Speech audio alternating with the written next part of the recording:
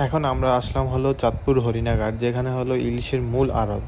এখন আপনাদেরকে দেখাবো, চলুন দেখে আসি। তো ভিউয়ার্স, চলে আসলাম ইলিশের বাড়ি চাঁদপুর ইলিশ মাছ কিনতে।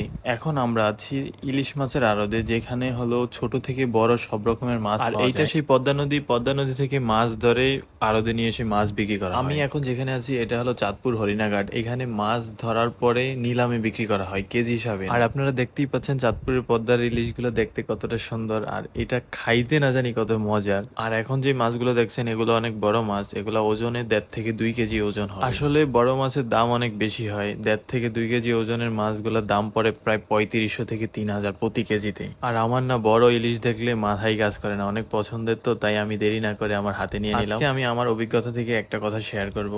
চাঁদপুরের ইলিশ আর অন্যান্য জেলার ইলিশের মধ্যে পার্থক্য।